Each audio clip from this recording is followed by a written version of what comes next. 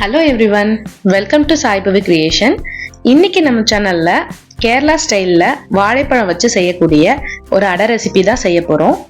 ரொம்பவே ஈஸியான மெத்தட்ல சீக்கிரமா செய்யக்கூடிய ஒரு ஸ்நாக்ஸ் ரெசிபி. வாங்க எப்படி செய்யறதுன்னு பார்க்கலாம். நான் இன்னைக்கு இதை செய்ய செவ்வாழைப்பழம் தான் எடுத்திருக்கேன். இப்போ ஒரு பாத்திரத்துல 1/2 கப் அளவுக்கு பொடிச்ச வெல்லம் சேர்த்துக்கோங்க. வெல்லம் மூழ்கிற அளவுக்கு தண்ணி சேர்த்தா போதும். இதோடையே ஒரு 4-5 ஏலக்காவை நல்லா இடிச்சு சேர்த்துக்கோங்க. இப்போ இதை அப்படியே ஸ்டவ்ல வச்சு நல்லா கொதிக்க விட்டுருங்க. நல்லா கொதிச்சு வெல்லம் முழுமையா கரைஞ்சதும் இதை அப்படியே ஃபில்டர் பண்ணி எடுத்துக்கலாம். அடுத்ததா ஒரு பேன்ல 2 ஸ்பூன் போல நெய் சேர்த்துக்கோங்க. நெய் உருகுனதும் முந்திரி திராட்சை சேர்த்து நல்லா வறுத்து எடுத்துக்கோங்க. நான் கருப்பு திராட்சையும் முந்திரியும் தான் எடுத்திருக்கேன். முந்திரி நல்லா ரோஸ்ட் ஆனதுக்கு அப்புறம் கட் பண்ணி வச்சிருக்க செவ்வாழைப்பழம் சேர்த்துக்கலாம்.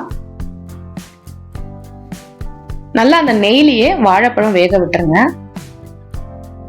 நல்லா மசிச்சு வேக வச்சு எடுத்துப்போம். 3/4 பங்கு வாழைப்பழம் வெந்ததும் இதுல நம்ம இப்போ ஃபில்டர் பண்ணி வச்சிருக்க வெல்லம் தண்ணியை சேர்த்துக்கலாம். வெல்லம் தண்ணி சேர்த்துட்டு நல்லா கொதிக்க விட்டுருங்க. வெல்லம் நல்லா கொதிச்சு வந்ததும் 1/2 கப் அளவுக்கு துருவின தேங்காய் சேர்த்துப்போம். அடுத்ததா இதுல 1/2 கப் அளவுக்கு ரவை சேர்த்துக்கலாம்.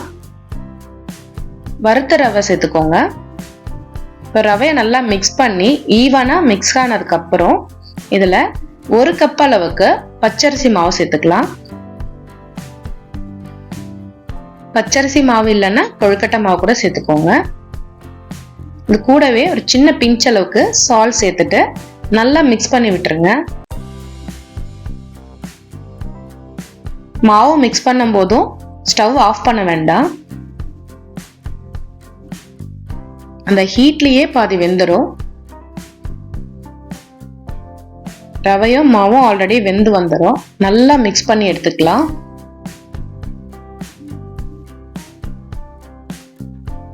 இந்த மாதிரி நல்லா ஃபைனா மிக்ஸ் ஆனதுக்கு அப்புறம் இதை ஒரு 2 நிமிஷம் போல ஆற விட்டுருங்க.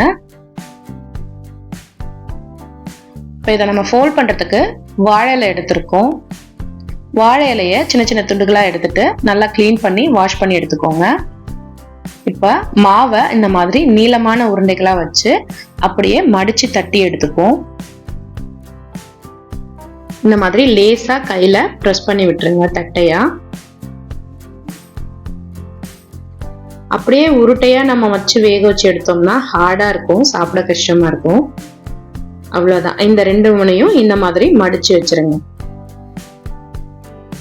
இப்போ இதே மாதிரி மீதி இருக்க மாவுலையும் ரெடி பண்ணி எடுத்துக்கலாம்.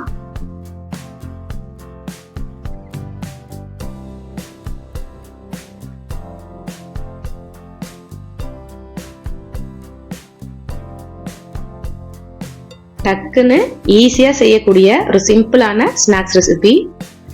கண்டிப்பா நீங்களும் வீட்ல ட்ரை பண்ணி பாருங்க.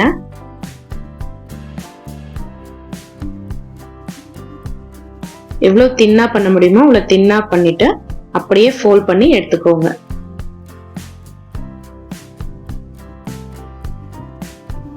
இப்போ இதே மாதிரி எல்லாம் ரெடி பண்ணி வச்சாச்சு.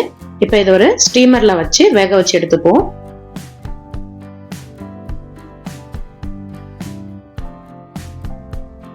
ஆல்மோஸ்ட் நம்ம மாவு நம்ம கிளறும் போதே அந்த ஹீட்லயே பாதி வெந்துருச்சு. ஸோ இது ஒரு 5 நிமிஷத்துல இருந்து 6 நிமிஷம் போல வேக வச்சு எடுத்துக்கோங்க. பாருங்க நல்லா வெந்து வந்திருக்கு. இதை இப்ப நல்லா ஆற விட்டுட்டு அதுக்கப்புறமா எடுத்து சர்வ் பண்ணுங்க. நமக்கு பிரிக்கும் போதே ஒரு கிரேவிங்ஸ் இருக்கும், எப்ப சாப்பிட போறோம் அப்படின்னு சொல்லிட்டு. அந்த மாதிரி சூப்பரான டேஸ்ட்ல சூப்பரா ரெடி ஆகி வந்திருக்கு. நார்மலா வாழைப்பழம்னாலே குழந்தைங்களுக்கு கொஞ்சம் அலர்ஜி தான். சில குழந்தைங்க சாப்பிடுவாங்க, சில குழந்தைங்க சாப்பிட மாட்டாங்க. சாப்பிடாத குழந்தைங்களுக்காக இந்த மாதிரி ட்ரை பண்ணி பாருங்க, கண்டிப்பா சாப்பிடுவாங்க. வீடியோ பிடிச்சிருந்தா லைக் பண்ணுங்க, ஷேர் பண்ணுங்க, கமெண்ட் பண்ணுங்க. மறக்காம நம்ம சேனலை சப்ஸ்கிரைப் பண்ணிக்கோங்க. தேங்க்யூ ஃபார் வாட்சிங்.